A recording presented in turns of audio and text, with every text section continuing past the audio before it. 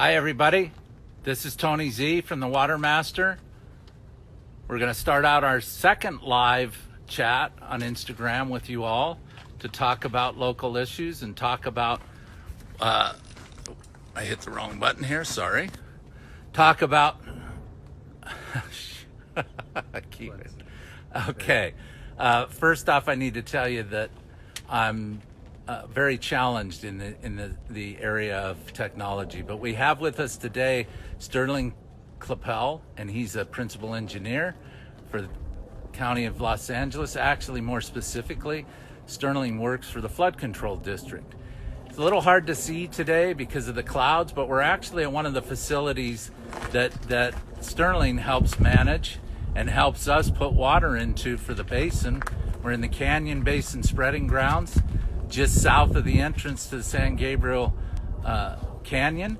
And these spreading grounds, there are wells here that serve the basin. It's a sub area of the main basin, separated by some different faults and some different things.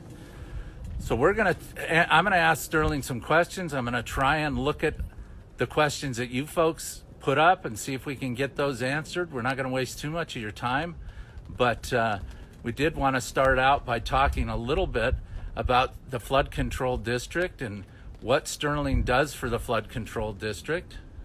Yeah, so Tony, glad to be here with you today to talk about water supply and the important role that LA County Public Works plays in not just, stormwater management, but really a big part of our mission is also to provide stormwater capture. So as part of the Flood Control District, right here we're at the San Gabriel Canyon Spreading Grounds, but upstream of here we have 3 major dams, 3 of our 14 major dams that we have.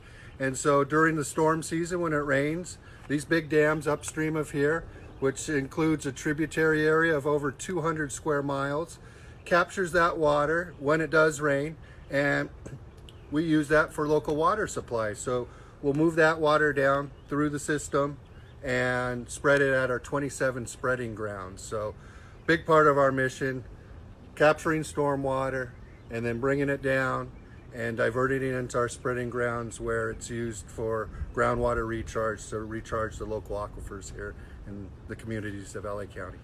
So Sterling, we at Watermaster, we deal with you guys a lot. We're in constant communication with the county. We know that there's water in this basin now, but this is such a small basin. That's why we're seeing water at this level. It's actually down from where it normally is. But how exactly does the cycle work?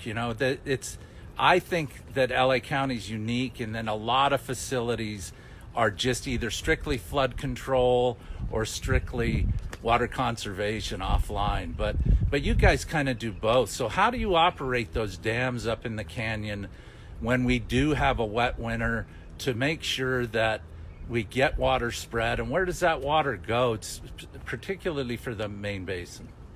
So as part of our storm operations, we have a team of engineers that track the storms as they're coming into LA County, and we'll deploy our field forces and be ready to operate our facilities to maximize, because every drop of rainwater here in our region is precious.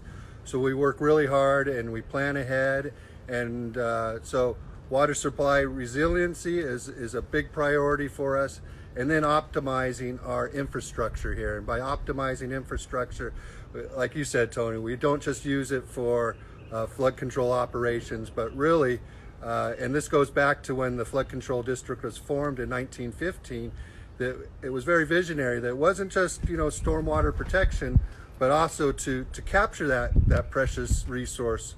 Water is life, and we work very hard to store that in our dams, and then once the storms are done, then we'll move it down through the system and divert it into our spreading grounds.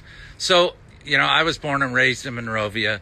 I know the San Gabriel River like the back of my hand because of the job that I do.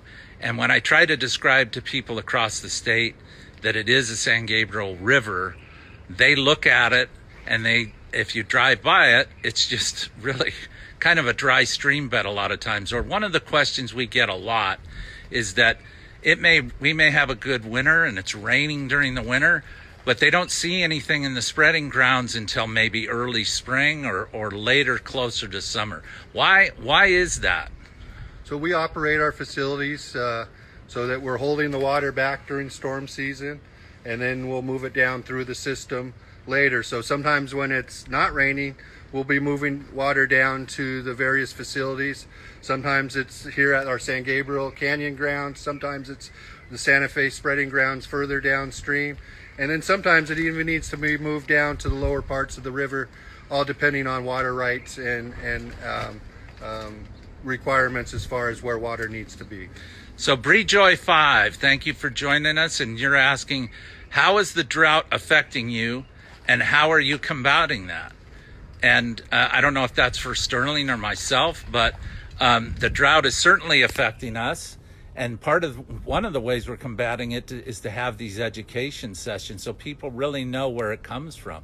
One of the other things that we're doing that Sterling also does for us is he spreads the imported water for us that we order. That there is a connection just behind us up in the canyon where when it's available and the cash is available, we'll buy water from out of the area and put it in the basin. And we've done that. We've been lucky enough over the last 5 years, we put over 100,000 acre feet of that in the ground. We had another question from Kathy underscore Rob. Hi, Kathy. Is stormwater rain? Yeah, so like I mentioned, we have this big watershed, all these mountains behind us, and when the rain falls, it will slowly start to run down the hillsides and through the mountains into the streams, and then the streams collect the water, and ultimately the water makes its way to the dams that we have upstream of here, and then we'll move that water down to our spreading grounds for groundwater recharge, the local aquifers here.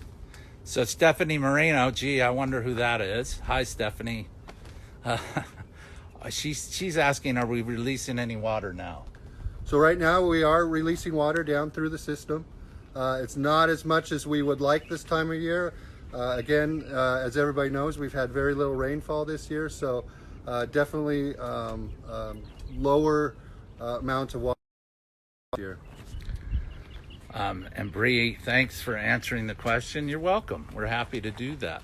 And so the other thing that's very important, and one of the critical things, in fact, before we came on camera, that the county is dealing with is that there are certain sections of the river that are operated by the Army Corps of Engineers, which is a federal agency. So when you drive down the 605, you see that giant Santa Fe Dam. That actually is Army Corps of Engineers. They work cooperatively with the county, especially under huge storms. But Sterling, can you kind of give us a little bit of background, a little bit of understanding? I know from my years that there are certain requirements the county has to have with the feds to make sure that there's enough stormwater capture capacity when there's a flood or heavy rains to manage the river so that the dams aren't overwhelmed. I know that the storage behind the dams is very, very important to maintain that storage, but I also know we've had recent wildfires. We've had other things. San Gabriel's are a very erosive mountain range. Can you talk a little bit? Is that your responsibility to keep the back of those reservoirs clean of debris? Well, to start with, Tony, as you know, the system that we have, the flood control system from LA County, is very highly integrated with the U.S. Army Corps of Engineers. So we work very collaboratively between our two agencies. And what we do as far as maintaining the system is that all the system kind of functions as one big system. So everything that happens at the dam has an impact on our downstream facilities. So downstream, the channels and everything rely on a certain amount of that storm water during big storm events to be held back in our dams. So we need to maintain, it's very important that capacity, in order for the system to function correctly, that it's there. And what we've been seeing is there's been a lot more increase in wildfires. The burned watersheds, the burned areas up in these mountains result in a lot more sediment and debris washing down because there's no vegetation. And so we've been really working hard to maintain that capacity. In fact, right now, after the Bobcat fire, which spurned 100,000 acres plus, is going to be sending a lot of debris down, a lot of sediment. And so we started 2 emergency reservoir restorations projects up in our San Gabriel Dam and in our Cogswell Dam upstream here to make sure that we have that capacity so that the function of the system operates correctly and that we'll continue to have the flood management, and we also have that ability to capture the stormwater. Nisa Lee, you asked a question. Do you perform any measures to address water quality before it's placed in the spreading sites?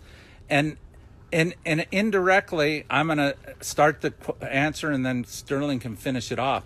That's why we're so sensitive about public access to a lot of these sites, because there are bacterial issues that come along with us humans. You know, unfortunately, we're not the cleanest species. There's trash issues and other issues that the county's really concerned about. So that's the main thing. There are some sampling that have to be done when they do certain releases with regards to turbidity and meeting their goals under their licenses. But I don't know, Sterling, did you want to add anything to that? Yeah, we work really hard to implement measures to minimize impacts to the natural ecosystems. A lot of times we'll do activities where we'll actually help to enhance the ecosystems by removing invasive species, and again taking measures so that when we are doing our projects, it's minimizing impacts to the natural habitat out here. And yeah. So Valencia Heights Water, I know somebody there who's quite a troublemaker for us. No, I'm kidding. One of our board members is actually on the Watermaster. We're going to take this last question and then I'm going to let Sterling wrap it up. But they're asking, if we're in a drought, why is there so much water behind us? And let me see if I can show you. The reason that water is there is pretty simple. I've talked to you in previous calls about how the basin works, and getting shaky. And how we sit on top of bedrock. Well, we're so far up in the canyon right now that these small basins are actually sitting on top of bedrock right now. So they retain a little more water. If you could see where we're at, to my right is the actual river. And so the river spills into these, and the river spills into these small basins and they retain water. Now, they're way down from where they normally are. If there's water flowing in the canyon, their levels go way up. But that's why you're seeing water here. It's just the elevation of where we're at, and this is kind of a sub area of the basin. And so with that, I'm going to let Sterling cover anything that he thinks I missed. So another portion of water, we talked about rainwater and capturing that. We talked about imported water, and another real valuable source of water that we're increasing our ability to spread and use for groundwater recharges is reclaimed water. Reclaimed water is going to be a kind of a third source of water that is used for replenishing these groundwater aquifers. All right, Sterling, well, I can't thank you enough to take time out of your busy day. I can't thank you enough for being a great partner with Watermaster and all the producers. And you guys really don't get the credit that you deserve, but you've been excellent to work with over the years. And I thank you all for joining the discussion. And I want to remind you that we're going to be doing these from time to time all the way through the summer in the next few months. And if you have any further questions that we didn't get to today, make sure that you contact us at Watermaster, Main San Gabriel Basin Watermaster, or thewatersthatconnectus.com, and we'll answer any questions you have. We may even let you come down now that we can take our masks off and see you face to face, and be happy to give you a little demo of what's going on. Thanks, everybody. Bye-bye.